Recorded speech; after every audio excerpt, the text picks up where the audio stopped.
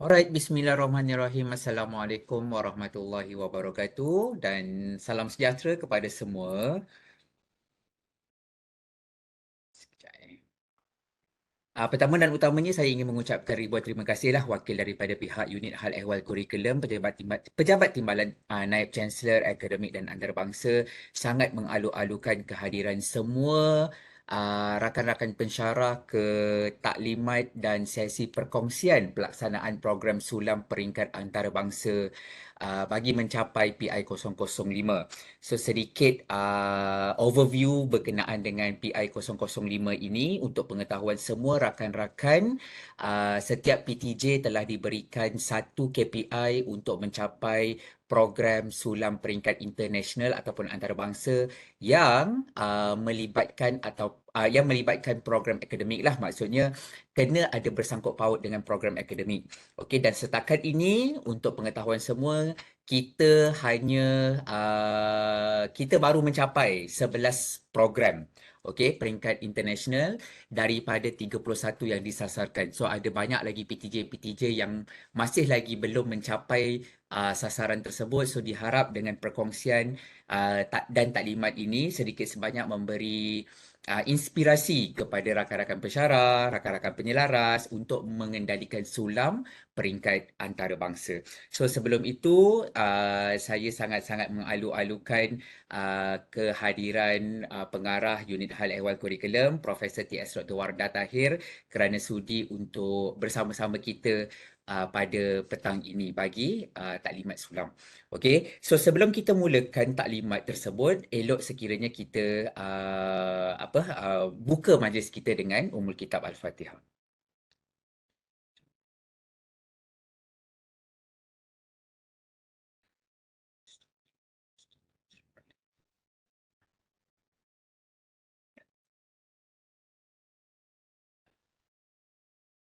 Amin, amin ya rabbal alamin.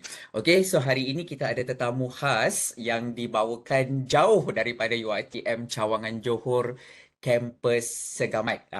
So beliau baru sahaja dilantik sebagai penyelaras sulam pada tahun ini, tetapi beberapa minggu setelah dilantik terus je PI yang diberikan telah dicapai, dan beliau sendiri selaku penyelaras merupakan pensyarah yang mengendalikan program sulam tersebut di bawah subjek kelolaan beliau.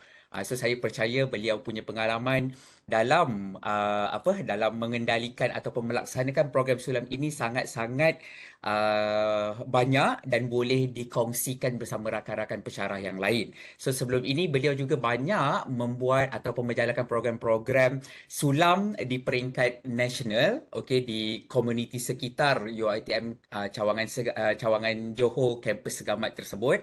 Tetapi apabila kita telah memberikan PI sulam peringkat antarabangsa tanpa menoleh ke belakang, tanpa menunggu lagi, beliau terus mengendalikan program tersebut dan melibatkan komuniti international. So saya rasa semua dah biasa mendengar saya memberi taklimat. So kali ini tanpa melengahkan masa, kita mempersilakan Encik Syamsul Samsudin untuk meneruskan program kita pada petang ini. Dipersilakan Encik Samsul. Alright. Okay, Assalamualaikum warahmatullahi wabarakatuh. Pertama sekali saya mengucapkan jutaan terima kasih kepada Dr. Muhammad Faizal Samad, Ketua Pengiktirafan Akademik UHAC Pejabat TNSA. Saya juga mengadukan kedatangan Profesor T.S. Dr. Wardah, Profesor-Profesor, Dr. tuan-tuan dan puan-puan, rakan penyelaras, rakan-rakan pensyarah sekalian. Right, sebelum tu saya share skrin dulu ya, Dr. Faizal. Silakan.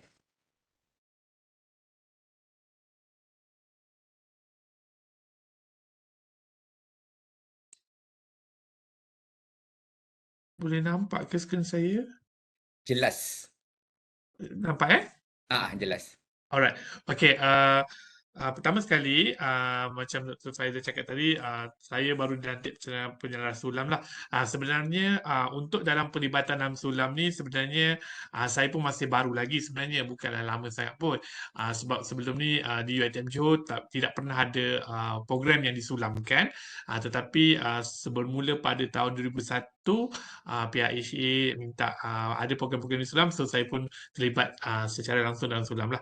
Okey, hari ini perkongsian hari ini saya akan ceritakan sedikit latar belakang projek saya, bermulanya bagaimana. Lepas tu saya akan kongsikan sedikit perkongsian tentang pelaksanaan International Sulam PI 005, dan yang ketiga saya nak sharekan sikit lah, mungkin saya minta masa Dr. Faizal untuk sharekan manfaat projek Sulam ni, bagaimana kita nak boleh diversify daripada projek TCN ini kepada benda-benda lain jugalah. Mungkin yang ini mungkin boleh memberi inspire kepada rakan-rakan pesara untuk laksanakan projek International Sulam dan sebagainya.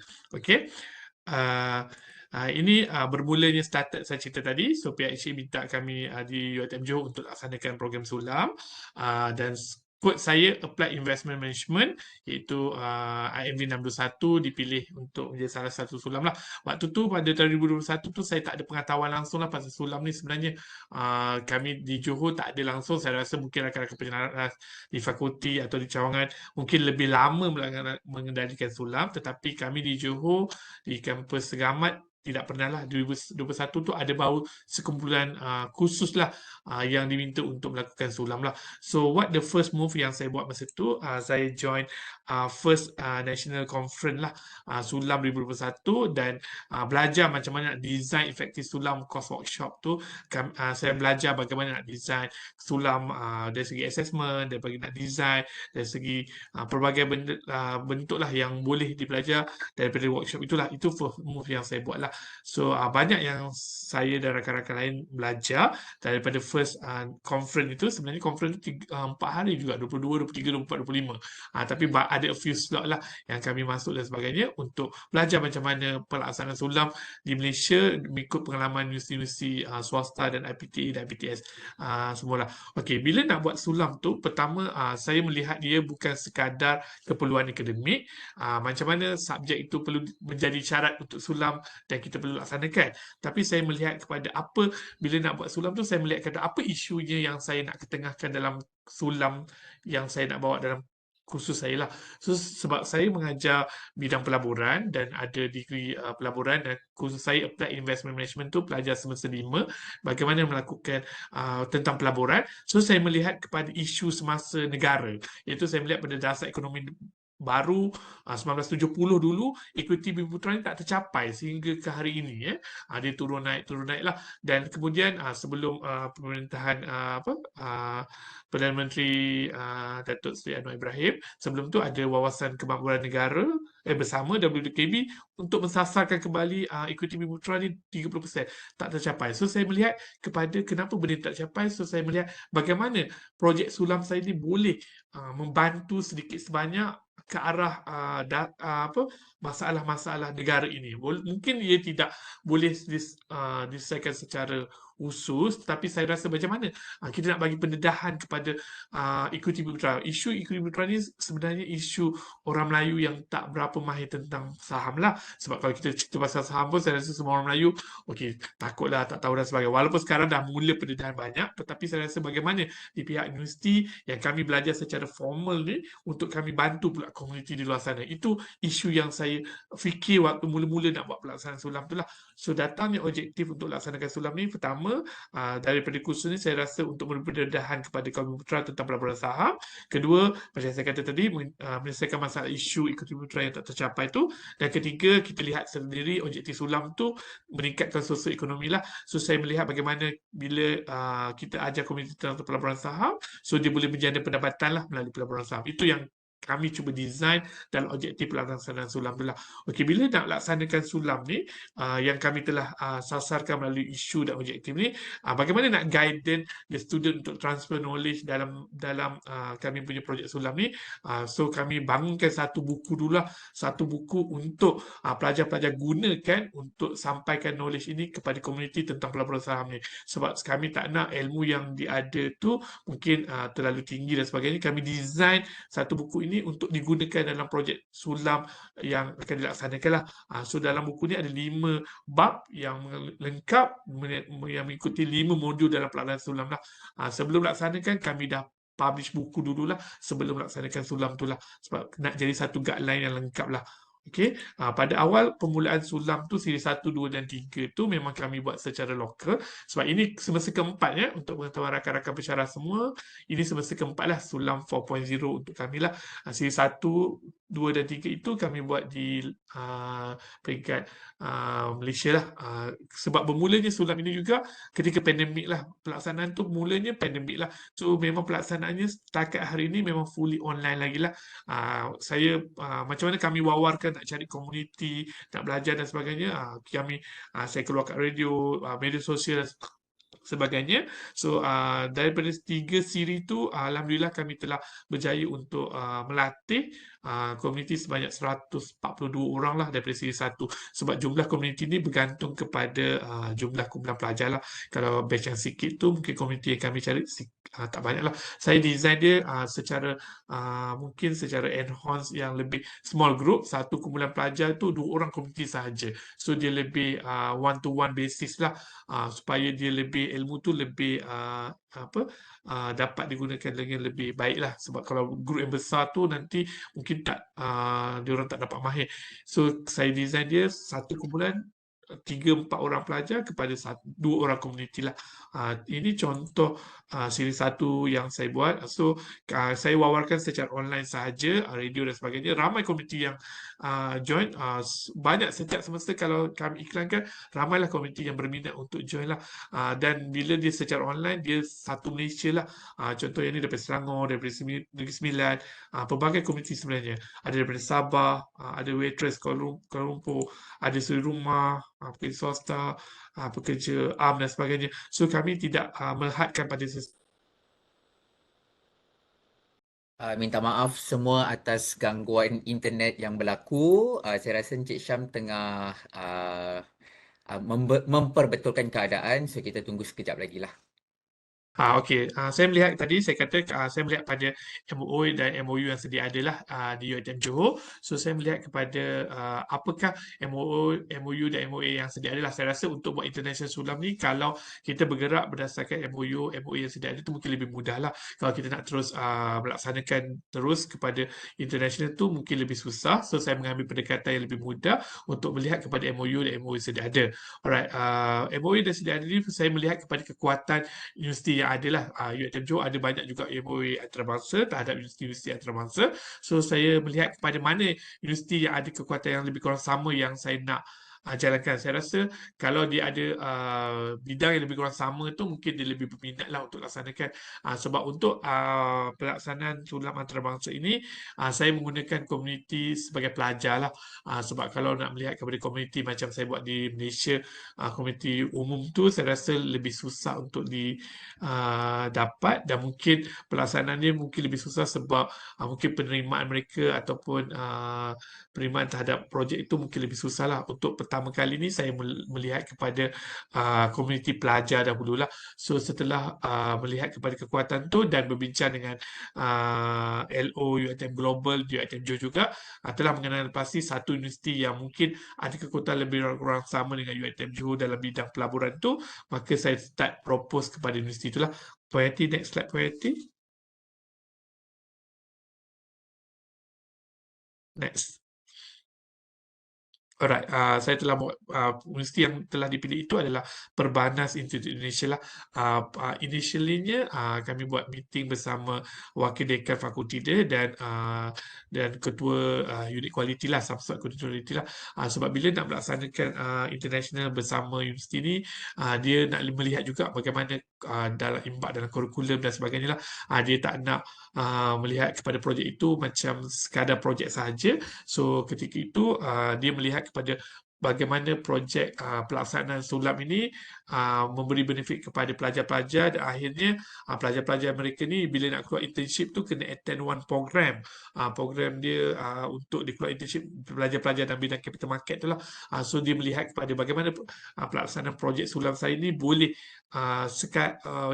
di mappingkan dalam dia punya projek. That's why dia melihat kepada struktur program dia jugalah, jaminan kualiti dia sebagainya lah. Dia nak tengok konten yang saya cuba sampaikan dalam projek sulam itu boleh mapping dengan dia punya projek keperluan untuk pelajar-pelajar untuk keluar internship macam tu. Maknanya bila saya design konten itu, saya melihat kepada keperluan mereka jugalah supaya dia win-win kepada pelajar di international itulah. Mana perkongsian saya itu perlu design sama, keperluan mengikut keperluan dia orang lah. Saya tak boleh design ikut saya sebab bila dia melibatkan universiti luar negara ni, mereka nak juga bagaimana ia boleh dimappingkan dalam dia punya syllabus, kurikulum dan sebagainya lah. So pelaksanaan sulam yang saya laksanakan semasa ni memberi mapping kepada pelajar-pelajar untuk dia pergi internship tu, dia tak payah pergi attend program lah. Kalau tidak, dia ada few program yang dia kena attend untuk memastikan dia boleh keluarkan ke latihan industri lah. So bila dia tak attend program sulam yang saya laksanakan bersama pelajar mereka, so menjadi merit kepada mereka dan tak perlu attend few program yang dia syaratkan untuk keluar latihan industri lah. Okey, seterusnya saya buat perbincangan juga next point Yati bersama pelajar-pelajar di sana supaya mereka faham juga. So it's not easy juga untuk dapatkan pelajar-pelajar walaupun dia mapping dalam kurikulum dan sebagainya, tetapi bila mapping itu program-program yang pelajar-pelajar sana perlu hadir itu secara pilihan mereka. Tapi bila dia melihat program ini, adakah dia nak join dan sebagainya, saya minta kerjasama daripada mahasiswa di sana, persatuan-persatuan pelajar untuk mencari pelajar-pelajar yang berminat lah untuk mengikuti program sulam yang saya laksanakan, sebab kita secara volunteer basis, so kita tak paksa melalui kurikulum, spesifik kurikulum lah, so volunteer basis. So Alhamdulillah dapat dalam 40, saya bersasarkan sebab ada 17 kumpulan semasa ni, tapi saya bersasarkan dalam 34 pelajar sahaja, tetapi dapat dalam 45 pelajar lah yang berminat. So lebih lah daripada sasaran saya. So kita laksanakan lah semasa ini bersama pelajar-pelajar di Perbanas lah. Right, next. Selepas next point Yati. Modus operandinya, pelaksanaannya bermula pada 31 Mei hingga 19 Julai 2023. Kalau ikutnya, program ini masih belum berakhir lagi. So, akan berakhir pada minggu ni lah, hari Rabu ni. Sebab kami berjalan lambat sikit. Basically, kalau sulam di peringkat negeri Malaysia tu, saya buat selama 3 bulan. 12 minggu macam tu. Tetapi hari tu dah bermula lewat sikit sebab perbincangan tu makan masa yang lama juga. So ia selama 2 bulan, 31 Mei hingga 19 Julai lah, akan berakhir pada minggu inilah. So pelajar yang terlibat adalah 69 daripada UiTM Johor dan 17 kumpulan, dan pelajar Perbanas itu sebanyak 45 orang lah. Right, next. Alright, ini antara contoh kumpulan pelajar yang saya susun lah. 4 kumpulan pelajar bersama 3 kumpulan komuniti lah. Kita namakan di komuniti lah 2 atau 3 lah. Alright, okay, next point Yati. So total next ada 17 kumpulan lah. Okey, ini adalah semua kumpulan yang akan terlibat lah. Alright, sebelum laksanakan berjalannya pada 19 Mei tu, 18 Mei tu saya buat majlis perasmian dulu untuk memperkenalkan komuniti sulam, memperkenalkan pelajar dan sebagainya, sebab kita kena perkenalkan mereka dulu lah sebelum kita laksanakan tu untuk overall objektifnya dan bagaimana pelaksanaan dan sebagainya. So majlis perasmiannya kita buat secara online juga pada 18 Mei. So dirasmikan oleh Team Director HA UiTM Johor dan Dekan Fakultas Perbanas sendirilah. Alright, pada 18 Mei. So the next day tu baru kita start the program lah. Ini waktu perasmian. Right, next point Yati.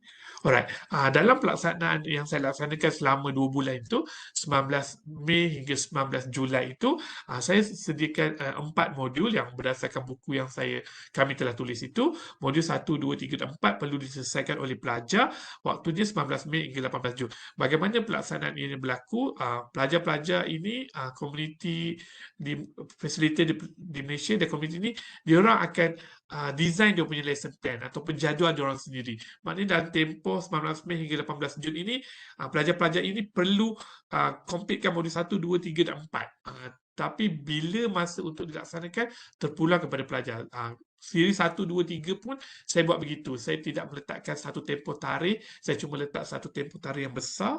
So pelajar-pelajar cuma susun sendiri sebab dia kena ikut kesesuaian masa lah. Kumpulan 1 pelajarnya bila yang free. So dia design sendiri bila masa. Tapi awal sebelum dia orang start tu dia orang kena buat satu jadual lah untuk pelaksanaan negeri bersama. Tapi kalau ada perubahan pun tak ada masalah. Tapi sepanjang tempoh tarikh itu dia perlu completekan modul 1 hingga modul 4 lah. Dan akhirnya modul 5 sebulan kemudian ada modul 5 lah. So minimum transfer knowledge ini perlu dilaksanakan selama 20 jam lah, minimum hour lah untuk modul 1 sampai modul 5 lah. 20 jam ini tak semestinya secara online, secara offline pun boleh dikira. Sebab macam kalau di coaching di dalam Telegram pun kita akan ambil kira sebagai hours transfer knowledge itulah. Somehow dia dah teach 2 jam, lepas tu dia bagi exercise atau dan sebagainya dalam Telegram dan sebagainya pun kita ambil kira sebagai hours dalam transfer knowledge dia lah. Tapi cumanya lebih fleksibel, dia orang tentukan masa sendiri sebab kerana dia orang ada test, ada exam dan sebagainya. So dia design sendiri dia punya lesson plan atau dia punya jadual lah untuk laksanakan itu. Alright, next point Yati. Untuk menguji keberkesanan transfer knowledge itu berjaya ataupun tidak, so ia akan menggunakan modul 5 lah. Modul 5 itu selama sebulan itu kita lihat bagaimana selepas modul 1, 2, 3 dan 4 at least community yang telah dilatih atau telah ditransfer knowledge itu fahamlah untuk bagaimana untuk bermulanya untuk menjadi pelabur saham. So dalam modul 5 ini kita akan menguji keberkesanan transfer knowledge itu berjaya ataupun tidak. So untuk International Sulam ini dia melibatkan pelajar. So to make the more interactive, saya buat pertandingan. Walaupun modul 5 tu dia akan buat trading simulation, dia orang akan trade menggunakan ilmu-ilmu yang telah belajar daripada modul 1 hingga 4, tetapi untuk International Sulam ni saya buat pertandingan lah, International Sulam Competition among dia orang sebab dia pelajar yang satu location, perbanas pelajar perbanas mungkin bila buat pertandingan tu dia lebih menarik lah. Mereka akan cuba apply knowledge betul-betul dalam trading simulation modul 5 tu bila dia ada pertandingan lah. Kalau community biasa tu saya tak buat pertandingan sebab dia orang luar kan dan located dia berbeza-beza. So untuk International Sulam ni saya buat pertandingan kepada mereka lah. Right, next point Yati. International Sulam Competition lah. Ini modul 5 lah. Tempohnya tetap sama 19 Julai hingga 19 Jun hingga 19 Julai. Ikut saya punya design, saya punya pelaksanaan tu lah. Untuk modul 5 tu sebulan dan saya buat pertandingan untuk diorang lah. So next priority. So daripada pertandingan tu kita nampak lah pelajar-pelajar ni dah boleh apply all the knowledge dan dia trade dan boleh dapat keuntungan pun. Dia ada ranking dia dan sebagainya. So menggunakan platform Bursa Marketplace Malaysia. So dia boleh nampak lah dia punya kedudukan dan sebagainya. Dia mengikut respon daripada pelajar-pelajar buat tu, dia orang seronok lah apply all the knowledge tu dalam tu. Dan bila dia apply the knowledge dalam modul 5 ni, pelajar-pelajar facilitator akan buat portfolio review lah, tengok betul tak decision dibuat, betul tak ilmu yang digunakan tu apply pada right decision or not dan sebagainya lah. So kita nampak lah pelajar-pelajar ini boleh apply knowledge yang daripada modul 1 ke modul 5 dalam modul 1 hingga 4 dalam modul 5 melalui pertandingan. Bila pertandingan tu dia quite more interesting lah. So kita nampak banyak transaction yang buat yang digunakan lah. Tetapi ada juga ilmu tu tersalah dan sebagainya. That's why saya minta pelajar buat portfolio review untuk dalam modul 5 tu melihat kepada decision pelajar-pelajar buat pembelian saham tu betul ataupun tidak dan sebagainya lah. Alright, next point Yati. Ini sama. Next. Alright. Di akhirnya macam biasalah pelaksanaan sulam ni kita akan buat pembentangan kepada pelajar di Malaysia untuk menilai bagaimana pelaksanaan mereka ini berjaya atau tidak, apa perasaan pelajar dan sebagainya. Komponen yang dinilai ada 9 komponen yang saya minta diorang untuk buat pembentangan. Yang pertama tentang participant. Next point Yati. Kedua tentang mapping atau payload mana, silo mana projek ini. Ini yang kami dah design pada awalnya lah, mapping dalam kategori mana. Next, project description perkara 3. 4, dari segi bagaimana pelajar itu buat planningnya, detailnya macam mana, timeline-nya macam mana. Kita akan menilai bagaimana lah dia buat planning itu berjaya atau tidak, ikut keseluruhan atau tidak. Next, nanti. Kelima, kita melihat kepada bagaimana dia kena share dia punya bukti transfer knowledge ikut seri itu, bagaimana dia buat transfer knowledge tu, adakah secara online, offline dan sebagainya. Dia kena membentangkanlah setiap sesi yang dibuat, apa perkongsian yang telah dibuat mengikut modul dan sebagainya. So perkara 6, impact kepada universiti, impact kepada komuniti, perkara 7. Dan next, perkara 8 adalah impact kepada pelajar itu sendiri, what they're feeling to conduct the sulam and so forth. Dan akhir sekali secara kolaborasi lah. Untuk projek ini, kolaborasinya bersama Kerajaan Negeri Johor, CGSCIMB dan Perbanas Institute lah. Kita ada satu daripada government agency, satu daripada industri, satu daripada international university lah sebagai rakan kolaborasi untuk melaksanakan lah. Okay, next slide. Okey, itu sedikit sebanyak perjalanan perkongsian tentang bagaimana saya melaksanakan International Sulam lah.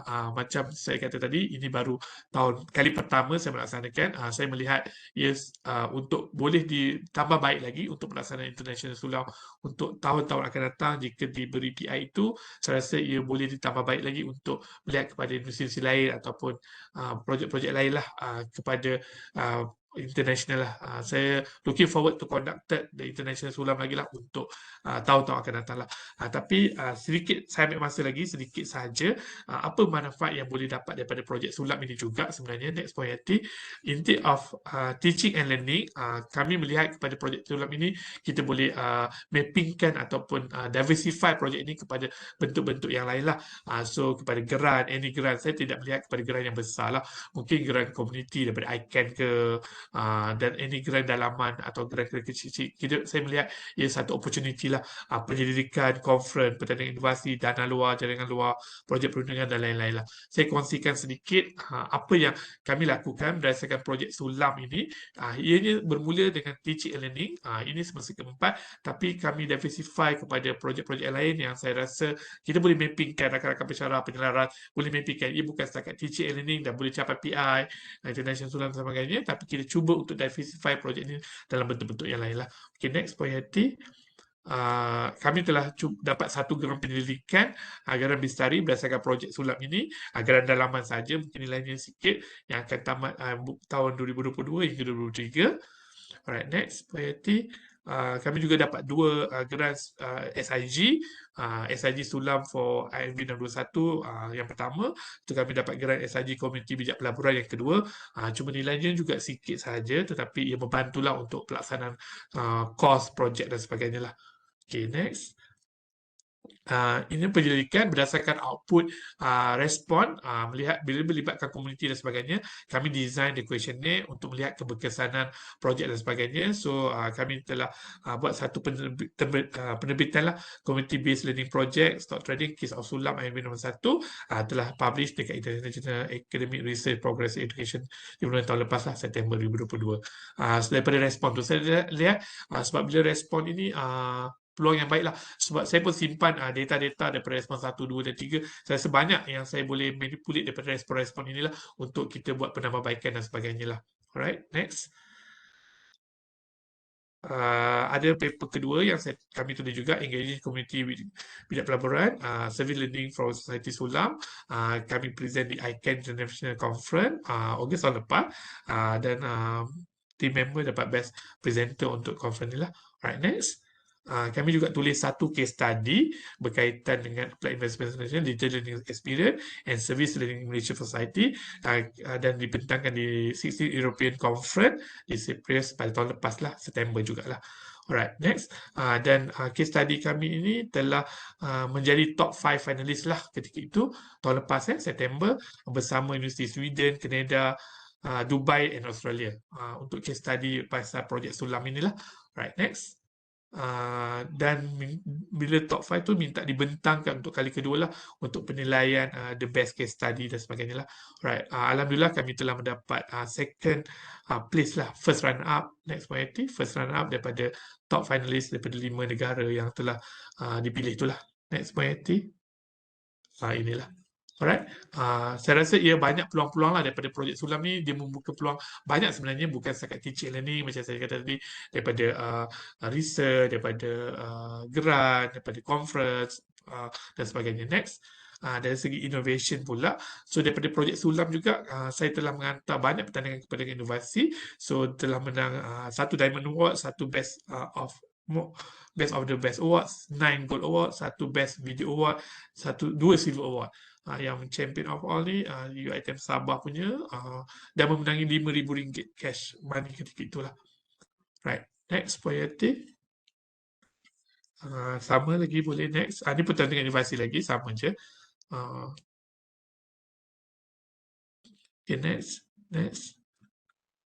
Alright, projek sulam ini juga kami telah propose di kerajaan negeri dan kerajaan negeri melihat ini yang mesti buat lokal bukan international. Dia melihat bagaimana projek ini boleh membantu komuniti untuk bantu memberi maklumat kepada komuniti tentang pelaburan dan sebagainya, dan telah meluluskan dana sebanyak RM10,000 lah melalui kerajaan negeri Johor. Dana ni masih ada lagi a few ringgit lagi lah belum habis. So the next ni pun saya rasa saya akan propose kembali kepada kerajaan negeri Johor untuk minta dana bagi tahun 2023 dan 4 lah. Next. Dan saya juga kami juga telah membuat kerjasama dengan industri, maknanya komuniti-komuniti yang belajar tentang projek sulam ini, kami beri buku yang tu secara percuma lah. So untuk tampung kos pencetakan buku, postil dan sebagainya, kami mendapat tajaan daripada CGSAMB lah untuk setiap semester. So untuk the next current dan next semester dan sebagainya, kami dah kurang untuk memikirkan pasal fund lah, sebab pelaksanaan tu, buku tu semua akan ditajuk oleh CGSAMB untuk setiap semester lah. Proposal telah dibuat dan mereka bersetuju begitulah untuk laksanakan. Sebab projek ini sebenarnya bagaimana ia bermula dengan kerjasama dengan industri, sebab masa laksanakan sulam 1.0 tu, bila habis dia program sulam 3 bulan, komuniti bertanya, what the next diorang nak buat. So sebenarnya kami tak ada kekuatan untuk sambung next, untuk ajar ilmu seterusnya. So kami melihat bagaimana untuk membantu mereka. So kami jalinkan kerjasama dengan pihak industri. So maknanya investment bank di luar. So bagaimana selepas habis sulam 3 bulan tu, kami serahkan komuniti yang kami dah latih tu kepada investment bank. Buka CDS account untuk coaching seterusnya, kami serahkan mereka. Maknanya agreementnya bersama industri begitu. So lepas habis projek, so next tu akan second phase tu adalah melalui komuniti CGSAMB lah, akan bantu. Kalau dia nak terlibat dalam pelaburan saham, ya, CGSAMB akan bantu. Berdasarkan komuniti sulam 1 hingga 4 tu, 3 ramai jugalah yang dah terlibat secara aktif sebagai pelabur di Bursa Malaysia lah, dengan bantuan CGSAMB lah. Sebab kami tak mampu untuk cater the second phase tu lah. Kami cuma ajar 3 bulan habis. So the next tu kami serah kepada industri lah untuk yang berminat untuk teruskan lah. So CIMB bersetuju untuk sponsor buku tu every semester untuk diberikan kepada industri lah. Alright, next. Berdasarkan projek sulam ini juga telah membuka kami kepada beberapa projek perundingan lah. Modul yang pelajar gunakan untuk coaching komuniti di luar, kami gunakan modul yang sama juga untuk menjalankan projek perundingan lah kepada government agency, kepada komuniti dan sebagainya. Kami telah dapat 3 projek perundingan berdasarkan modul sulam itu sendiri. First daripada Kementerian Perdagangan Antarabangsa, MITI, coaching staff MITI bagaimana tentang pelaburan saham lah, menggunakan modul yang sama yang pelajar gunakan untuk coaching community. Kami guna, tapi untuk yang projek perundangan kami sendiri buat lah, tapi gunakan modul yang sama lah. Ini daripada MITI. So next, MITI juga. Next, daripada projek perundingan bersama Kuala Community di Ledang. Okay, next. Yang ni next, yang ni komuniti Dun Pemanis. So YB Anwar Manak melihat bagaimana projek ini juga memberi berdaya kepada komuniti Segamat, Pemanis dan sebagainya. So YB Anwar sponsor overall pelaksanaan program semua sekali. Dia kata berapa orang nak sertai pun boleh. So dia bagi dana lah. So dia target untuk 200 orang punya sharing kepada 200 orang. Dia kata okay, saya akan bagi dana lah. You conduct the training untuk 200 orang punya peserta lah, untuk makan, buku dan sebagainya. YB Anwar tanggung lah. Ini projek perundangan kami yang ketiga lah yang telah kami dapat. Alright, on top of that juga tahun lepas kami diminta oleh pejabat TNSA untuk next priority untuk menghantar ke anugerah AKRI di KPT tu berdasarkan pelaksanaan projek sulam dan di IMV 61 jugalah. Kami telah mencuba nasib lah, walaupun saya rasa banyak lagi kelemahan-kelemahan dalam pelaksanaannya, tetapi telah diminta kami menjawab cabaran lah sambil untuk menghantar juga untuk projek ini ke pertandingan AKRI tahun lepas lah. Tapi tidak berjaya, tapi kami belajar banyak benda lah daripada pelaksanaan program AKRI yang kami hantar pada tahun lepas lah. Alright. Next, Puan Yati. Saya mengucapkan penghargaan kepada UiTM Rektor, Teman Rektor HE dan Pusat Pengajian FPP UiTM Johor yang sangat-sangat support kepada apa-apa aktiviti sulam di kampus Segamat lah. Alright. Okey, itu sahaja perkongsian saya pada petang ini. Saya serahkan floor kembali kepada Dr. Faizal lah. Alright. Alright, terima kasih banyak-banyak diucapkan kepada Encik Samsudin atas perkongsian yang saya rasa sangat-sangat memberangsangkan dan mungkin membuka mata kepada rakan-rakan pensyarah yang lain bagaimana untuk melaksanakan program sulam ini. Dan saya pasti ada persoalan-persoalan yang kemungkinan besar datang daripada rakan pensyarah yang lain yang ingin diajukan kepada Encik Samsul. Tapi sebelum saya nak buka kepada sesi Q&A, suka untuk saya ingatkan sebab ada juga program-program sulam yang dihantar kepada kami yang dibuat pelaporan kepada saya dan juga saya punya pembantu iaitu Puan Suhayati, di mana program itu tidak menepati ciri-ciri sulam. Contohnya adalah yang pertama, komuniti yang terlibat, peserta yang terlibat tu bukan daripada komuniti, iaitu peserta yang terlibat tu adalah datang daripada pelajar. Okey, sepatutnya pelajar itu yang perlu transfer the knowledge to the community, bukan pelajar itu yang menjadi peserta kepada program sulam tersebut. So itu adalah salah ya, konsep sulam yang salah. Dan yang kedua adalah sulam ini sepatutnya dijalankan selama minimum tempoh 20 jam. Okey, bila saya tengok report-report, laporan-laporan yang dihantar, ada je sulam-sulam yang dijalankan ataupun dikondak dalam tempoh 1 jam, 2 jam webinar. Okey, dia sepatutnya kena 20 jam, termasuklah dengan apa monitoring macam tadi Encik Samsul ada terangkan. Bukan 20 jam itu bermaksud kita engage dengan komuniti tersebut selama 20 jam. Mungkin adalah termasuk sekali dengan sesi consultation menggunakan platform WhatsApp ke Telegram dan sebagainya.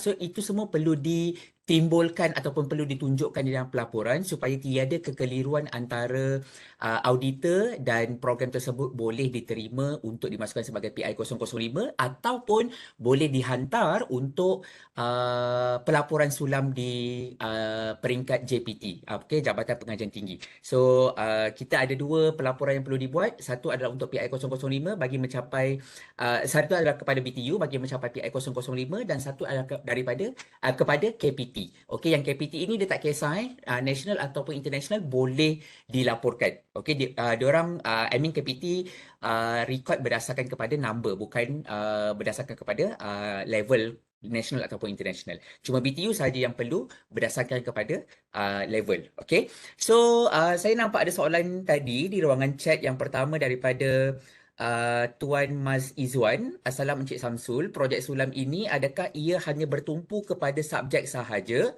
atau ia boleh kepada jabatan atau fakulti? Dipersilakan Encik Sam. Faizal yang patut jawab pada ni kot. Okey, macam Dr. Faizal kata macam tu lah. Satu, sulam pemahaman tu kena betul sebab sulam ini adalah transfer knowledge. Pelajar yang transfer knowledge kepada komuniti. Sekarang sebab macam Dr. Faizal kata, saya pun melihat banyak projek-projek sulam bila laksana tu, pelajar yang terlibat sebagai peserta dan sebagainya. Bukan itu macam dan CSR dan sebagainya. Pelajar perlu transfer knowledge dia kepada komuniti. Dan menjawab soalan Encik Mak Izzuan tadi, sebab dia kata dia berkaitan dengan subjek. Yes, sulam ini memang berkaitan dengan subjek lah. So kita mappingkan bawah selo mana dan sebagainya. Sebab dia ada assessment dia. So bila ada assessment tu kita melihat kepada bagaimana pelaksanaan tu perlu memenuhilah assessment, kehendak assessment dan kehendak selo itu. Untuk laksanakan dia bagaimana pelaksanaan itu approach kepada jabatan ke fakulti ke, tak ada masalah. Untuk projek itu bersandarkan macam mana, tak ada masalah bagi saya. Sebab kita melihat pada nature subjek dan sebagainya. Tetapi apapun dia melibatkan khusus, dia mesti mapping bawah selo berkenaan dan dia mesti ada assessment yang berkaitan lah. Alright, terima kasih Encik Syam. Okey, ada soalan yang kedua daripada Puan Aisyah ataupun Dr. Aisyah. Saya juga ingin bertanya perkara yang sama jika kami ingin memulakan satu program seperti pengucapan awam di rumah panti asuhan di Indonesia, adakah ianya dikira sebagai projek sulam? Encik Syam? Okey, kalau nak buat pengucapan awam, bagi saya projek tu tak ada masalah. Cuma adakah projek itu di mapping bawah kursus tertentu ataupun tidak? Itu persoalan yang semua rakan-rakan penceras kena pastikanlah. Ada mapping bawah kursus apa? Kalau ada kursus yang berkaitan untuk dimappingkan, bolehlah, tak ada masalah.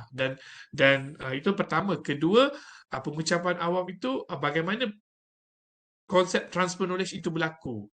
Bagaimana pelajar-pelajar, contohnya pelajar di Malaysia, mungkin fakulti Meskom dan sebagainya, ajar pelajar-pelajar sana nak buat pengucapan awam dan sebagainya lah.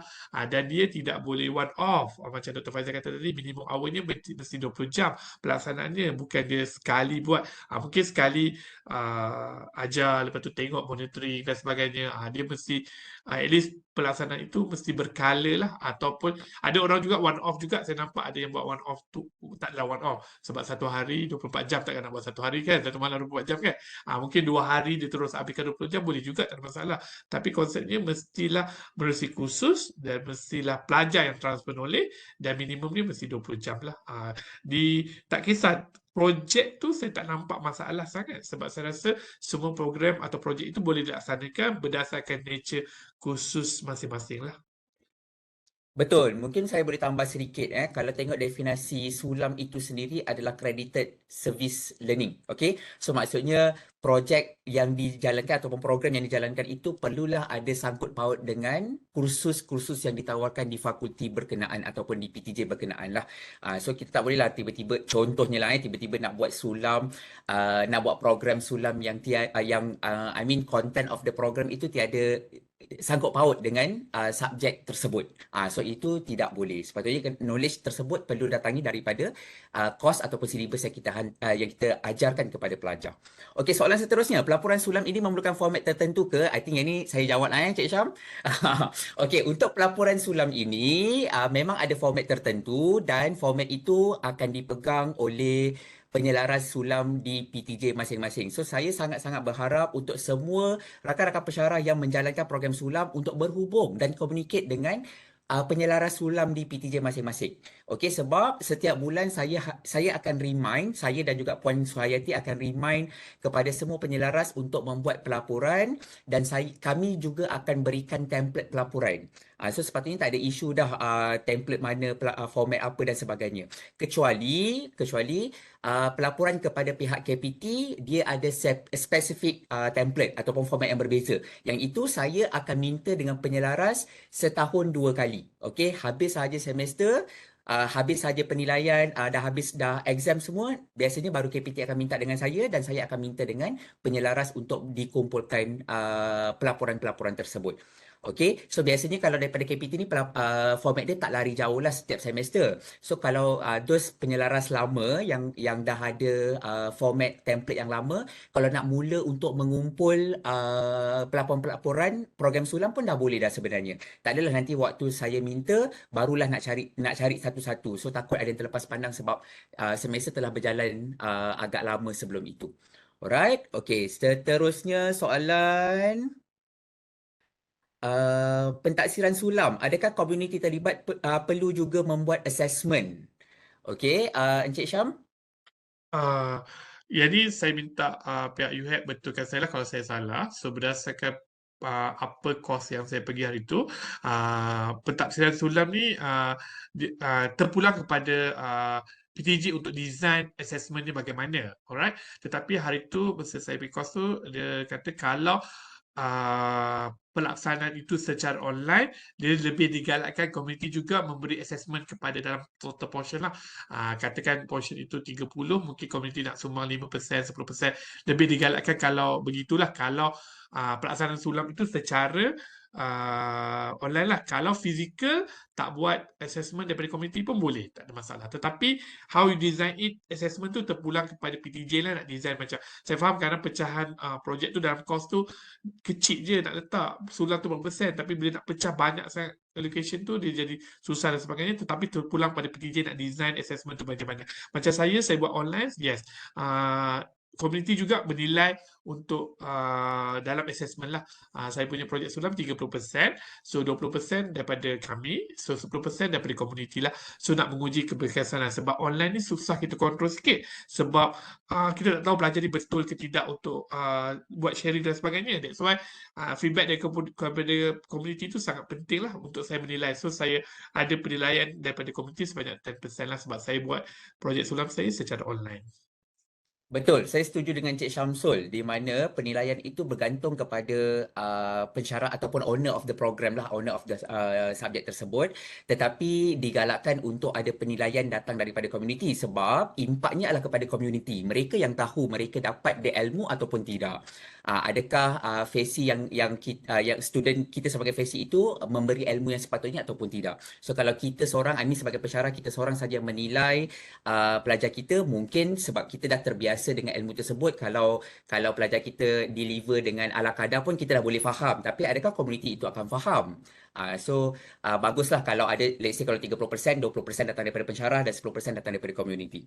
Okey, soalan seterusnya daripada Dr. Norlinda atau Puan Norlinda, macam tutorial matematik dengan pelajar-pelajar sekolah kira boleh kan? Okey, actually boleh, tak ada masalah. Program sulam ni dia terbuka asalkan ada knowledge yang ditransfer kepada community dan community itu juga boleh jadi adalah pelajar sekolah, pelajar universiti ataupun community setempat contohnya adalah business owner kecil-kecilan yang mereka tak tahu macam mana nak gunakan social media untuk promote produk. So kita pula kebetulan mengajar subjek digital marketing. So kita boleh jadikan itu sebagai program sulam juga. Okay, cuma kena meet the criteria lah macam yang tadi kami dah explain, kena 20 jam, kena melibatkan community, peserta adalah komuniti dan pelajar kita adalah orang yang akan transfer the knowledge kepada komuniti. Okey, pelaksanaan tu yang penting sebenarnya. Okey, soalan seterusnya daripada Dr. Akila atau Puan Akila Nadia. Bagaimana projek inovasi itu boleh jadi sulam? Jika pelajar masuk pertandingan inovasi, adakah boleh diklasifikasikan sebagai projek sulam? Okey, Cik Syam, macam mana ditransformkan daripada program sulam ataupun inovasi menjadi sulam ataupun inovasi? Macam tu. Alright, bagaimana saya join inovasi ini, ia bukan daripada pelajar, daripada kami sendiri. Bagaimana kami design it, the program. Saya start masuk inovasi itu masa saya buat framework lagi saya dah masuk pertandingan inovasi. Framework bagaimana pelaksanaan sulam itu saya dah buat. Saya dah masuk pertandingan inovasi dan boleh dapat goal. Framework sahaja. Bila pelaksanaan tu kita melihatlah sebab bila kita nak test pada pelajar, so saya melihat kepada apa elemen-elemen yang kita nak test dalam pelajar dalam pelaksanaan suram tu. Saya ada model-model tertentu lah, saya tak terang hari ni lah secara detail. Tested of pelaksanaan tu saya melihat pada model apa. So saya ada mapping pada model-model tertentu. Nak test dia orang punya skill macam mana, model macam mana. Saya punya model tertentu yang saya mappingkan daripada pelaksanaan sulam tu yang saya expect pelajar akan dapat daripada benda tu. Itu yang saya kembangkan dalam pertandingan inovasi lah. Tapi saya kebanyakannya masuk dalam pertandingan inovasi berkaitan dengan teaching and learning lah. Tapi ada juga inovasi general. Tapi kalau inovasi general ni dia orang tak nampak sangat lah bagaimana pelaksanaan sulam tu boleh inovasi. Cuma kita buat konsep biasa nak buat sulam macam tu. Saya rasa semua orang pun buat sulam juga. Apa innovationnya? Tetapi saya banyak masuk pada teaching and learning dan saya melihat kepada kekuatannya bagaimana pentafsiran dalam elemen-elemen yang saya tafsirkan itu kepada apa yang pelajar akan dapat daripada pelaksanaan. Saya ada model saya sendiri. Yang ni saya belajar masa saya pergi conference tu lah.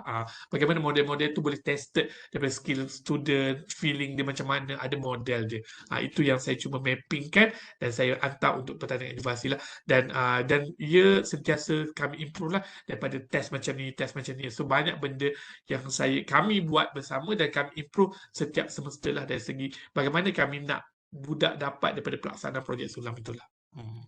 Alright, terima kasih Cik Syamsul. Okey, kita ada lagi soalan. Tapi sebelum itu, suka untuk saya ingatkan kepada semua rakan-rakan pensyarah untuk mengisi attendance yang disertakan di pautan chat. Okey, boleh saya mak di pautan chat ada link attendance yang disertakan. Okey, untuk soalan, okey, sebelum saya masuk kepada soalan seterusnya, saya juga suka untuk ingatkan semua rakan-rakan pensyarah bahawa selain daripada pertandingan inovasi, kita ada juga pertandingan-pertandingan lain yang khusus untuk sulam. Contohnya adalah Innovate Sulam yang dianjurkan oleh KPT. Okey, hari itu saya ada minta dengan rakan-rakan penyelaras untuk diwar-warkan kepada semua rakan pensyarah yang membuat program sulam untuk masuk pertandingan tersebut. Okey, dan next insya-Allah bulan 9 nanti pertandingan akri pun akan dibuka untuk tahun 2023. So kami amat menggalakkan untuk semua pengendali program sulam untuk masuk ke pertandingan akri ni. So Encik Syamsul dengan kumpulan dengan teammate pun boleh cuba lagi sekali tahun ni insya-Allah. Okey. Alright, soalan seterusnya, bagaimana penglibatan atau komitmen community dalam sesi transfer knowledge kepada community bagi setiap sesi? Ah, yang ni very subjective lah. That's why pemilihan komuniti sebab saya buat secara online, saya rasa itu cabaran yang besar lah. Kalau rakan-rakan pensyarah buat secara fizikal tu, saya rasa tak ada masalah. Kita pergi, kita engage. Bila saya buat secara online ni, memang cabarannya sangat besar lah. That's why pemilihan komuniti pada awalnya memang kami tapis betul-betul. Yang kami rasa yang boleh beri komitmen lah. Tapi along the way tu ada juga cabarannya. Diorang tak tentau lah, tukar lah. Dan bila berlaku macam tu, kami akan tukar komuniti lah bersama pelajar sebab nanti tak fair untuk penilaian kepada pelajar. Dan berlaku juga macam itulah. Tetapi setakat ini mungkin masalah engagement komuniti tu mungkin masalah 20%, 15% macam lah sebab penapisan komuniti pada awal tu kami dah tapis betul-betul yang sanggup beri komitmen dan sebagainya lah. Tapi surprising, saya nak share sikit lah. Kalau komuniti yang sanggup engage tu sebab dia eager nak belajar pasal saham dan nak jana pendapatan dan sebagainya sebab dia orang sanggup lah. Macam last semester komuniti saya di Penang, dua-dua orang tu kerja kilang. So sharing session ni bermula setiap 12 malam hingga 2 pagi. Setiap minggu begitu sebab komuniti willing begitu dan pelajar pun sanggup begitu. So boleh berjaya, tak ada masalah. Bagi saya tu terpulang dan very subjektif, tapi bagi saya menapisnya di peringkat awal lah untuk dapatkan komuniti yang betul-betul beri komitmen supaya kita tidak berbedankan kepada pelajar, tak ada komuniti tengah bertukar dan sebagainya. Tetapi tetap akan ada masalah, tapi kita cuba selesaikannya lah. Alright, soalan daripada Dr. Ahmad Lutfi. Assalamualaikum Cik Syamsul. Firstly, tahniah. Well done daripada presentation tadi. I assume your community feedback must be really extensive. Okay, a good positive feedback daripada kita punya audience, Cik Syamsul. In your feedback, how much do you focus on the knowledge transfer and the Sulam experience? Uh, from daripada feedback kepada community apa ni? In your feedback, how much you focus on? Okay, sebab dari segi knowledge transfer tu, saya tak berapa risau sangat daripada pelajar nak transfer. Satu, sebab saya dah ada guided module. Itu dari segi transfer knowledge lah. Cuma pelaksanaan itu kita tak boleh kontrol sebab pelajar transfer macam mana. Tetapi saya kontrol daripada transfer knowledge itu berdasarkan modul 5. So kalau modul 5 itu community tidak berjaya buat, saya assume transfer knowledge itu tidak berjaya lah untuk dilaksanakan modul 1 hingga 4 sebab saya punya control mechanism dekat modul 5. Sebab bila modul 1, 3 transfer knowledge saja, sebab bila kita transfer saja kita tidak tahu keberkesanan dia. That's why saya punya control mechanism dekat modul 5. Bila modul 5 tu kalau community saya nampak dia orang tidak boleh trade sekali saja dan sebagainya, itu yang saya boleh trigger lah transfer knowledge itu berjaya atau tidak. Itu daripada community lah.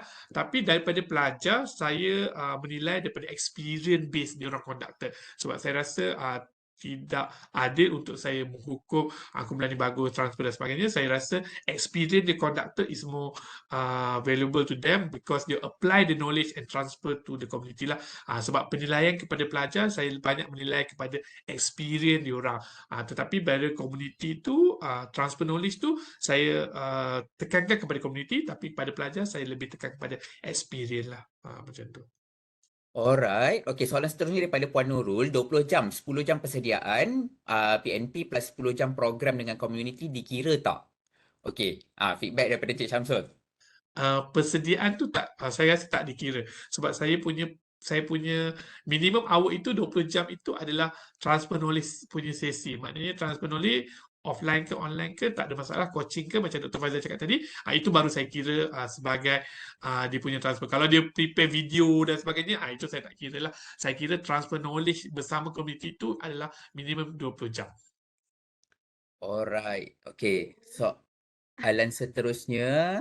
Okey, kita ada yang mengangkat tangan sekejap doktor. Saya baca dulu soalan di ruangan chat. Sekiranya tugasan melibatkan komuniti adalah secara ringkas yang tidaklah sampai 20 jam pelaksanaan, bagaimana ya? Boleh, tak ada masalah. Tu that's why saya rasa kalau maknanya macam pelajar saya pun bagi tugasan macam dia nak buat kerja, nak bagi hand on, dia orang tengok semua. Itu bila bila pelajar itu review balik kerja itu dianggap transfer knowledge itulah. Tetapi kalau dia bagi kerja 5 jam kepada community, dia tak dikira transfer knowledge tu tugasan dia. Saya kira kalau dia bagi kerja 5 jam ke tak kira. Tapi tugasan tu dia review tugasan tu. Okey, ni salah, ni macam ni. Itu saya kira dia punya transfer knowledge lah. Tapi kalau tugasan tu dia bagi kepada community, balik buat balik and let's review. 12 jam dia ambil masa. Itu saya tak kira dia punya transfer knowledge lah. Kalau dia review tugasan tu, yes, saya kira dia punya masa. Alright, mungkin saya boleh tambah sedikit. Itulah pentingnya pemilihan subjek yang untuk disulamkan. Okey, kalau sekiranya subjek tersebut agak sukar untuk disulamkan, maksudnya mungkin subjek-subjek yang terlalu foundation, yang terlalu asas ataupun yang terlalu teori. Kadang-kadang yang teori ni kita susah untuk sulamkan sebab dia tak ada benda yang kita nak deliver kepada community. So mungkin subjek itu tidak dipilih untuk disulamkan. So bergantung kepada pemilihan subjek itu sangat penting. Okey, tidak semestinya semua subjek perlu dimapkan dengan sulam. Okey. Mungkin kita boleh bagi laluan dahulu kepada Dr. Nick Fakrul Hazri untuk bertanya soalan. Silakan Doktor. Terima kasih. Assalamualaikum warahmatullahi wabarakatuh. Pertamanya saya mengucapkan tahniah kepada program yang telah dijalankan oleh Dr. Lamso tu adalah satu yang menarik lah. Cumanya saya ada beberapa soalan nak saya tanya, itu sebab saya mengangkat tangan dan nak tarik panjang. Jadi saya nak tanya pertama, dari segi rekod untuk jam tu, sebab saya tak alert lah tentang 20 jam tu. Cumanya subjek kami yang sebelum ni dikatakan sulam itu ENT 530. Jadi ada satu assessment dalam yang diajarkan tu adalah untuk engage dengan komuniti lah. Jadi student tersebut akan engage dengan untuk dapatkan maklumat dan sebagainya, dan at the end kami akan ada satu sesi yang akan panggil usahawan untuk bersama kami lah. Jadi itulah penutup program tersebut. Jadi kami macam mana nak rekod untuk pastikan kita dapat tengok 20 jam tu. Kalau kita at the end of the program tu dia akan jadi hanya 4 jam program tu berjalan kan. Tapi dia sesi dia bersama dengan komuniti tu daripada mula dia buat assignment tersebut. Jadi itu yang soalan pertama lah daripada saya untuk segi rekod tu. Bagaimana cadangannya untuk kami teruskan. Kedua, mungkin saya soalan ni kepada unit hal ehwal kurikulum lah. Kami diberitahu program yang kami ada di sebagai PP ni tidak lagi sulap. Tidak lagi sulap. Tapi kami tak ada terima surat lah mengatakan program ENT 530 tu bukan lagi sulap. Jadi saya masih lagi proceed program yang ada sulam, maknanya habis single semester kita declare itu adalah sulap. Jadi itu yang pertanyaan saya lah. ENT 530. Diberitahu oleh RP bukan lagi sulam, tapi kami masih lagi menjalankan sulam untuk semester ini. Itu saja daripada saya. Terima kasih. Okey, Cik Syam jawab dulu soalan yang pertama tadi. Soalan pertama dari segi rekod masa tu, saya rasa ia terpulang pada approach rakan-rakan pensyarah untuk melihat bagaimana cara kontrol mekanisme untuk kontrol rekod masa itulah. Sebab bagi saya, selama mana pelajar itu bersama komuniti untuk sharing something, kita boleh record dia sebagai transfer knowledge itulah. Tak semestinya secara formal yang kena ada data waktu penutup carnival dan sebagainya. Selama mana macam katakan dia ada saya tak pasti nature business ni nature subjek ni macam mana. So katakan dia ajar buat business plan ke, lepas tu dia tengok balik, dia review balik. Itu semua boleh dikira sebagai masa hours dia orang lah untuk dikira. Maknanya pelajar-pelajar kena record lah berapa masa. That's why masa pembentangan akhir tu saya melihat bagaimana itu bukti-bukti yang pelajar perlu sertakan lah. Sesi berapa, sesi macam mana. Tetapi kita tidaklah terlalu strict nak kira by minute dan sebagainya. Tapi average sesi itu bagaimana dia laksanakan. Dia tak naklah setakat one off 2 jam habis macam tu. Tak naklah. Tapi bagaimana pelaksanaan itu secara menyeluruh. Saya rasa mungkin rakan-rakan pensyarah boleh nampak subjek nature-nya dan bagaimana pelaksanaan tu dan bagaimana boleh kira dia hours itulah. Untuk meletakkan bagaimana spesifik tu, saya rasa saya tak ada jawapan yang standard lah. Tetapi saya rasa kita boleh tengok berapa lama transfer knowledge itu berlaku berdasarkan kita design. Lagi satu, saya rasa mungkin di awalnya kita kena design pelaksanaan itu berapa lama kita nak dilaksanakan. Macam by task ke, task 1, task 2, task 3. Saya rasa mungkin lebih mudah untuk kita dapat. Sebab saya design modul tu, saya nampak modul ni berapa hours pelajar boleh sumbang, boleh share benda tu. Modul 2 berapa lama. Maknanya kalau katakan dia kena ajar contohnya buat business plan untuk usahawan, so kita partkan business plan tu part 1 apa, part 2 apa, part 3. So kita sebagai pensyarah pun kita boleh tahu untuk ajar benda tu berapa lama kita boleh. Tak logik lah untuk complete business plan tu kita boleh ajar 2 jam for example macam tu. That's why saya design, saya nampak bila modul 1 sampai modul 4 tu, kalau saya ajar secara terus je pun saya memerlukan 18 18 jam macam tu. Tapi bila pelajar pecah-pecah-pecah, that's why saya yakin bila dia ajar semua modul tu, dia akan consist of more than 20 hours macam tu. Dia tak boleh ajar dalam tempoh yang dekat sebab task yang saya bagi dalam modul tu tak boleh dia orang completekan dalam masa 2 jam macam tu. That's why saya rasa di peringkat awal pun rakan pensyarah atau RP atau penyelaras mungkin boleh design pelaksanaan tu di peringkat awal. Letak susun dulu.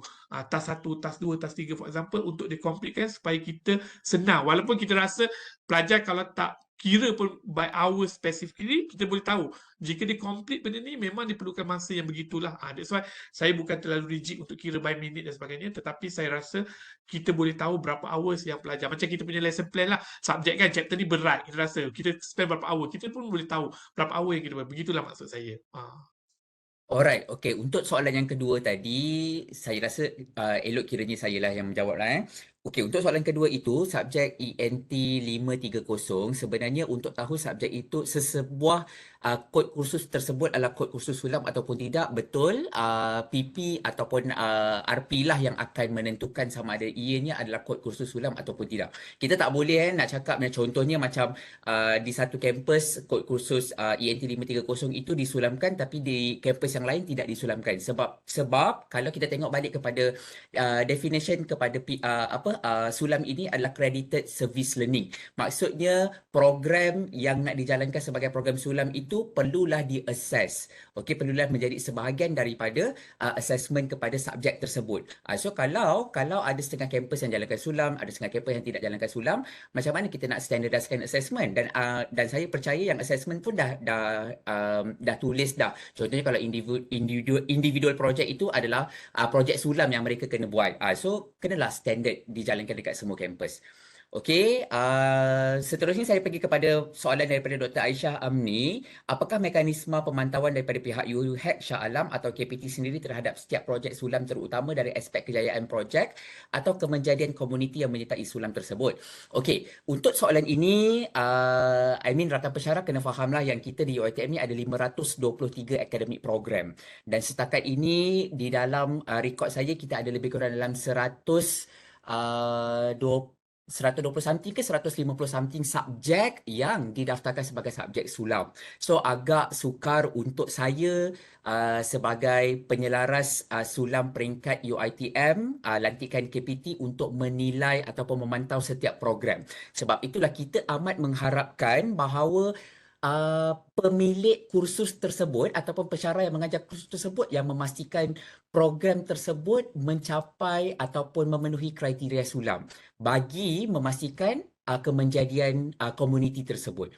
Dan kita tidak menggalakkan untuk program sulam yang dibuat itu adalah program yang silih berganti.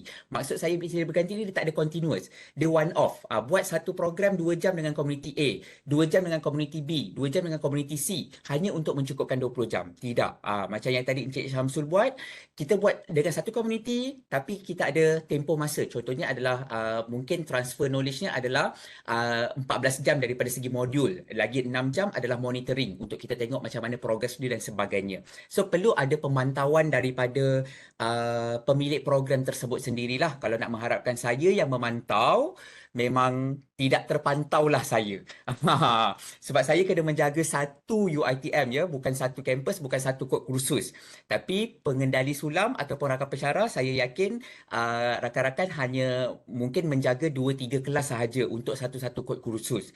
So kita mengharapkan kerjasama semua orang lah untuk memantau, memastikan kejayaan program sulam tersebut. Okey, soalan kedua daripada Dr. Aisyah, apakah indikator yang digunakan untuk pastikan projek sulam ini mengikut segala kriteria yang telah ditetapkan selain daripada hanya merujuk pada pelaporan PTJ organizer sahaja? Buat masa sekarang ini memang tiada indikator, tetapi setiap laporan yang dihantar kepada saya setiap bulan yang diisi itu, sebelum saya nak key in di dalam sistem UEPMO ataupun template KPT, memang saya akan semak the report. Maksudnya kalau contohnya program itu rakan pensyarah buat selama 20 jam dah cukup dah, tapi dalam report tidak dizahirkan, tidak diceritakan. So saya menganggap yang program itu tidak cukup 20 jam. Saya menganggap program itu tidak mencapai standard sulam, tidak mencapai kriteria sulam. So saya pun tidak terima report tersebut. Sebab itulah report selepas program itu sangat penting. Okey, dan ada kriteria-kriteria report yang saya telah tetapkan. Yang itu boleh refer kepada rakan penyelaras. Rakan penyelaras memang dah tengok dah. Okey, template yang saya hantar setiap bulan, dalam report perlu ada apa, perlu ada apa. So kalau boleh mohon untuk mengikut template yang telah ditetapkan bagi membantu pelaporan, memudahkan pelaporan dibuat. Alright. Um, dan soalan daripada Dr. Saida. Assalamualaikum Encik Syamsul. Jika kita ajar pelajar sekolah tentang kesedaran alam sekitar, kemudian pelajar tersebut ajar kepada pelajar dari sekolah lain pula, adakah pelajar dari sekolah lain tersebut boleh dikategorikan sebagai community? Jawab dulu Cik Syam. Alright. At the first place, kita nak cari community ni tak kisah siapa kan, orang luar. Tetapi kita perlu ada satu community sahajalah. Maknanya kalau dah berlapis tu, sebab kita nak engage kepada satu community, satu kumpulan community untuk dalam satu tempoh tertentu lah. Kalau dia transfer kepada orang lain tu, kita tak kira lah. Tu maknanya itu baguslah dia transfer kepada orang lain. Tapi untuk kita menilai itu adalah pada satu community yang spesifik lah saya rasa. Okay, I think soalan itu pun, jawapan itu lebih kurang boleh dikaitkan dengan soalan kedua. Bolehkah transfer of knowledge dilakukan secara online? Contohnya, maklumat dimasukkan ke dalam QR code, ditampal di tempat awam dan orang awam boleh scan dan mungkin boleh apply the knowledge. Tapi kita tak indirectly dia transfer the knowledge lah. Kita pun tak boleh nak measure benda tu. Mungkin Cik Syam boleh komen sedikit? Betul, saya setuju dengan Dr. Faizal. Tetapi saya rasa the real of transfer knowledge itu adalah hands-on lah. Pelajar sendiri sharing kepada komuniti yang terlibat lah. Itu lebih baik lah. Sebab kita nak ukur. Sebab bila kita berbalik kepada asalnya, sebab dia melibatkan subjek, dia melibatkan CLO, dia melibatkan assessment. Tidak adil kalau kita anggap setakat transfer knowledge pada QR code tu boleh menilai keberkesanan dan menilai pada pelajar lah. So saya rasa kita perlu lihat balik objektif asal sulam yang melibatkan kursus dan penilaian itulah. Okey, soalan seterusnya dan saya kira adalah soalan terakhir di ruangan chat daripada Dr. Arni. Assalam, ada kod sulam fakulti saya yang come up dengan modul dahulu SEM ini dan pelaksanaan bersama komuniti dibuat SEM depan, berikutan ada kekangan di pihak komuniti dan juga beberapa isu teknikal lain di semester ini. Jadi, waktu 20 jam itu boleh dikira dari segi consulting SEM ini dan dicampur dengan pelaksanaan SEM hadapan dan pelaporan dibuat sekali sahaja SEM depan je. I think waktu 20 jam itu dikira adalah di mana knowledge itu ditransfer kepada community dan monitoring selepas itu, bukan sewaktu modul itu dibina ataupun dibangunkan. Okey, dan pelaporan betul hanya sekali sahaja pelaporan, tapi kalau modul yang sama dibuat untuk setiap semester daripada grup pelajar berbeza kepada community yang mungkin berbeza ataupun community sama pun boleh juga, tapi kita enhance the module dan boleh dilaporkan untuk setiap semester. Okey, kalau Encik Syamsul nak tambah apa-apa? Dr. Faizal. Okey. Oh, ada lagi soalan. Ingatkan dah tu yang terakhir dah tadi. Okey, daripada Yusnaim, adakah program bersama komuniti untuk sama-sama terlibat dalam sesuatu projek dikira sebagai sulam? Adakah program bersama komuniti untuk Okey, pelajar terlibat untuk mengendalikan keseluruhan program tersebut. Ini mencakupi knowledge transfer dan feedback daripada komuniti. Cik Syam ada komen ke? Saya macam kurang faham dengan soalan ini. Mereka program bersama komuniti tersebut. Memang sebab bila sebut sulam memang kita bersama komuniti, so komuniti memang terlibat bersama program lah.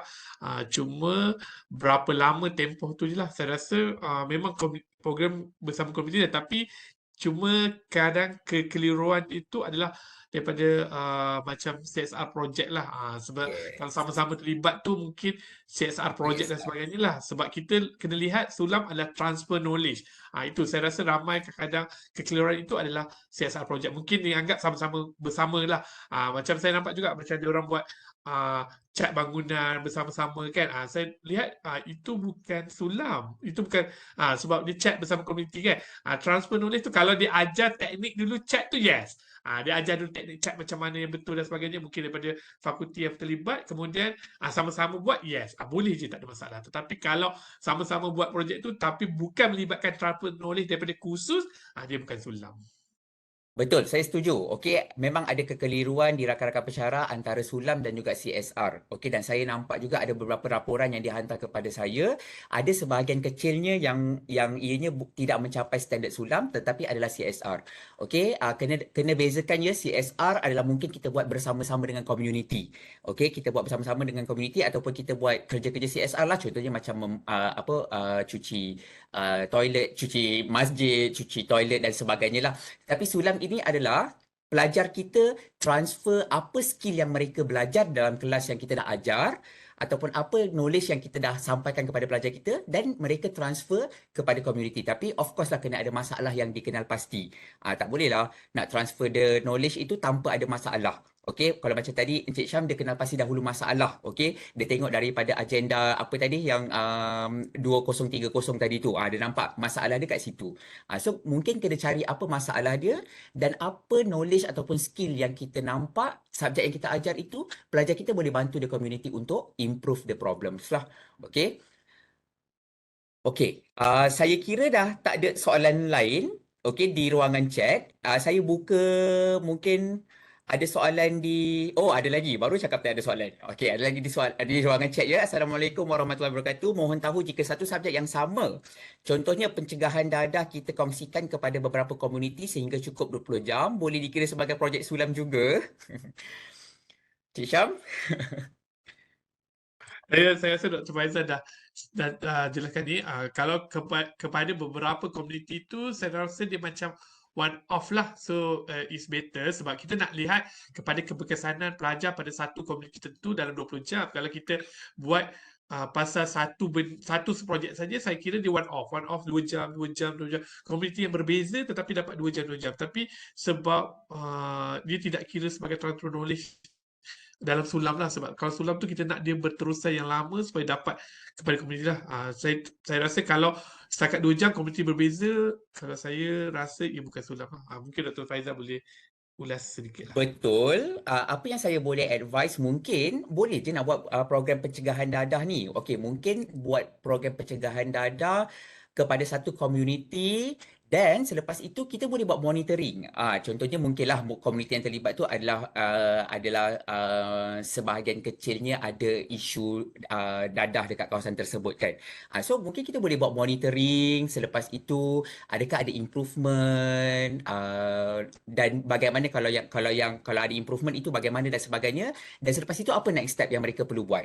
So itu baru dijadikan sebagai program Sulam. Maksudnya kepada satu komuniti yang sama, tapi kita nak tengok apa penambahbaikan yang mereka boleh dapat daripada knowledge yang kita telah transferkan kepada komuniti tersebut.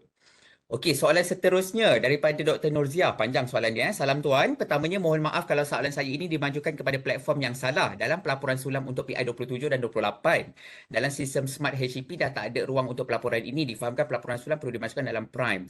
Jadi adakah PI... Okey, yang ini biar saya jawab lah ya. Okey, untuk pengetahuan semua rakan-rakan penyelaras, rakan-rakan pensyarah. Okey, kita ada beberapa PI yang perlu dicapai oleh setiap PTJ masing-masing. Contohnya macam PI HCP ini adalah 27 dan 28. ICAN kita ada kalau tak silap saya adalah 74, 75, 76 yang juga melibatkan komuniti dan almost the same dengan program Sulam. Tetapi yang di bawah kendalian saya dan seliaan saya hanyalah PI 005 sahaja. Dan pelaporan dibuat kepada saya menggunakan template Google Form. Okey, saya tidak menggunakan sebarang platform lain ataupun aplikasi lain untuk membuat pelaporan. Untuk 005 sahaja. Untuk PI yang lain, saya tidak pasti bagaimana PTJ tersebut mengumpulkan data, okey, tetapi mungkin boleh juga berhubung dengan PTJ tersebutlah untuk tahu lebih lanjut macam mana mereka mengumpulkan data. Okey, dan juga ada program Sulam, walaupun ada setengah program yang mungkin tidak mencapai kriteria 005, tak ada masalah. Okey, program tersebut masih boleh dilaporkan ataupun masih boleh dibuat, tapi mungkin dia boleh hit kepada PI-PI yang lain. Contohnya PI bawah ICAN ada 74, 75, 76 yang kepada community, HCP juga ada beberapa PI yang kepada community dan sebagainya. Okey, janganlah kiranya kalau program itu tidak mencapai 005 saya dan terus nanti kan terus tak nak buat ataupun tak nak dilaporkan. Sayang, jangan tidak dilaporkan sebab kita dah penat-penat buat kerja, dan laporkanlah kat mana-mana PI yang bersesuaian. Okey, ada lagi ke soalan? sebelum pukul 4, kita sepatutnya habis pukul 4, ada lagi 4 minit eh. Okay, Assalamualaikum Doktor. Salam warahmatullahi. Silakan. Okay, saya Nurul Aini pada UiTM Kedah. Okay, Alright. Doktor, baru ni saya ada tengok list down subjek sulam yang dalam grup sulam penyelaras sulam tu. Alright. Saya dapati bila saya tengok by campus tu, subjek dia tu berbeza-beza. Ada campus ni subjek ni sulam, subjek ni tak sulam. So saya macam confused yang mana kita nak confirmkan itu subjek sulam. Yang kedua, saya mohon dicadangkan ada bengkel khas untuk RP untuk design CLO untuk khusus sulam ni. Sebab dulu masa kita buat CR ni, kita tak faham sangat sulam. So banyak RP faham sulam ni macam CSR. Jadi bila dah ada kita punya course info tu, dia macam dah tak match sangat dengan sulam yang sepatutnya tu. Dia dah lari sikit. And then selalunya kita punya CLO untuk sulam tu satu je. Daripada 3 CLO satu je. So macam 20 jam tu untuk satu CLO tu saya rasa macam banyak, and then student nak capai benda lain lagi kan dalam subjek tu, macam agak sukar juga. And then satu lagi, pelaporan ke KPT tu untuk doktor, itu sulam P1005 ke sulam nasional sahaja? Okey. Okey. Terima kasih Dr. Nurul Ain. Okey, saya menjawab soalan-soalan tersebut. Yang pertama tadi, ada subjek tersebut ada setengah kampus daftar sebagai sulam, ada setengah kampus tidak daftar sebagai sulam. Okey, berbalik kepada tadi komen saya yang di awal, kalau perasan saya ada kata sepatutnya yang akan menentukan subjek tersebut adalah sulam ataupun tidak adalah pemilik subjek tersebut, ataupun kita panggil sebagai RP lah kalau subjek tersebut PP-nya di Puncak Alam. Dan kalau kata Puncak Alam kata subjek ini telah dipilih sebagai subjek sulam, dan kalau subjek itu ditawarkan ke kampus-kampus yang lain, sepatutnya semua kampus kena jalankan program sulam untuk subjek tersebut. Dia tidak boleh kalau kata RP-nya ataupun pemilik program tersebut kata bukan kod kursus ini bukan kod kursus sulam, tetapi tiba-tiba ada cawangan di mana-manalah, contohnya di Kedah yang nak jalankan sebagai kod kursus sulam. Dan kalau dijalankan, macam mana assessment itu berlaku? Dia akan dinilai based on apa? Sebab RP ataupun pemilik program tersebut tidak mapkan program tersebut ataupun kod kursus tersebut sebagai kod kursus sulam. Okey, so saya mencadangkan kod kursus yang hendak disulamkan itu adalah dipilih daripada kod kursus datang daripada kampus tersebut adalah PP kepada program tersebut. Lagi senang, lagi mudah untuk dikontrol, lagi mudah untuk dikawal. Sekiranya tidak, okey, pastikan setiap kampus yang menawarkan kod kursus tersebut dijalankan program sulam. Okey, itu soalan yang pertama. Soalan yang kedua, bengkel untuk RP, saya amat setuju dengan cadangan tersebut, sebab baru-baru ni bila saya ada membantu satu fakulti untuk buat sematkan kurikulum, pun saya nampak silibus yang subjek yang dipilih untuk disulamkan itu dia kurang RP tersebut kurang faham macam mana pelaksanaannya, dan macam dia tak tahu pun yang kena map, kena hit 20 jam, kena ada CNO dan sebagainya. Okey, yang itu saya akan usulkan, dan obviously nanti saya lah yang akan cuba untuk mengendalikan bengkel tersebut dengan bantuan-bantuan expert kita seperti Encik Syamsul ni. Okey, untuk sebagai trainer, okey, nanti saya akan war-warkan insya-Allah kalau dah lulus kertas kerjanya saya akan war-warkan dan saya akan jemputlah okey mana-mana RP untuk join the bengkel. Okey, dan yang ketiga, pelaporan tadi, untuk pelaporan kepada KPT, semua program tak kisah level nasional ataupun international yang sulam dibuat pelaporan kepada KPT. Okey, maksudnya contohnya kalau satu program itu dah dibuat dan dilaporkan untuk 005, program tersebut juga akan dilaporkan dalam KPT punya pelaporan. Tetapi tak semestinya program yang dilaporkan dekat KPT boleh dilaporkan dekat PI 005. Sebab KPT dia menerima setiap level. Kalau level itu hanyalah di peringkat cawangan ataupun peringkat komuniti setempat, national, international, semua dikira. Tapi kalau 005 tidak dikira, hanya international. Alright. Ada tambahan apa pun Cik Syamsul nak share? Saya tambah sikit je Dr. Faizal, berdasarkan Ya, pasal soalan tadi yang kata bengkel RP itu, saya rasa sekarang ni mungkin sebelum kita buat bengkel RP dan sebagainya, mungkin setiap kampus yang ada program sendiri itu boleh tengok subjek yang mana yang bersesuaian untuk sulam sebenarnya. Karena kita nak sulamkan, rupanya subjek tu tak berapa sesuai untuk sulam. Itu pertama. Kedua, saya faham kadang banyak kita tak boleh letak pada seklo tertentu untuk sulam sebab kita ada 3 seklo saja. Tapi kita nak ajar banyak benda. So saya rasa subjek yang exam based atau theory based atau knowledge based tu tak berapa sesuai untuk sulam lah. Kalau boleh subjek-subjek yang mungkin tiada exam based atau kurang exam based tu mungkin lebih mudah untuk disulamkan, untuk letak pada seklo tertentu, satu seklo ataupun sahaja untuk disulamkan. Itu pandangan saya lah. Kalau sebelum betul. buat bengkel, maknanya RP dah boleh tengok lah program mana dan subjek mana yang berkaitan. Sebab kadang ramai juga macam dekat Johor juga, bila nak buat subjek tersulam, saya tengok selo ni tak berapa sesuai. Banyak tak boleh nak disulamkan berapa, macam 20 jam tu tak boleh nak letak dalam tu. Sebab dia nak ajar lagi, nak buat assessment tak boleh. So mungkin subjek-subjek yang bukan exam based sangat boleh lebih sesuai untuk sulam lah. Betul, saya setuju dengan Cik Syamsul. Okey, so kita pun dah melewati 4 petang, dah 42 minit dah. Dah terlebih masa dah Cik Syamsul sebab oh, okey, ada lagi tambahan. Tapi program dah lepas CR, so mungkin bengkel untuk murnikan kursus sulam sedia ada. Ya, betul, faham. Okey, kebanyakannya program telah membuat CR secara besar-besaran hari itu dan tak apa, mungkin nanti kita bantulah mana yang boleh untuk memurnikan subjek tersebut untuk macam mana pengendalian sulam tersebut.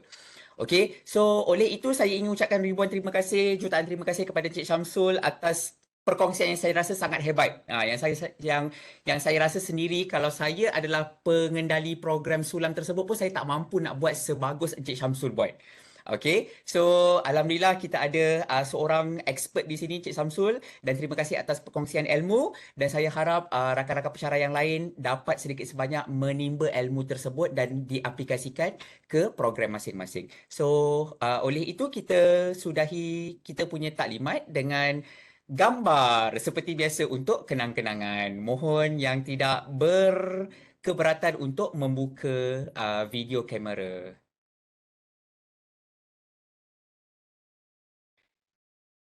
Puan Suhayati boleh bantu saya untuk ambil gambar?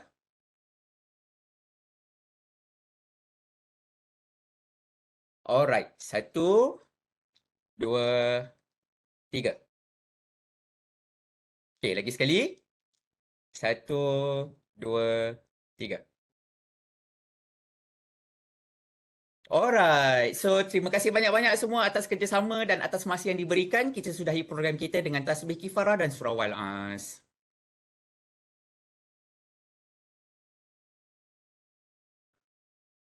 Assalamualaikum. Waalaikumsalam.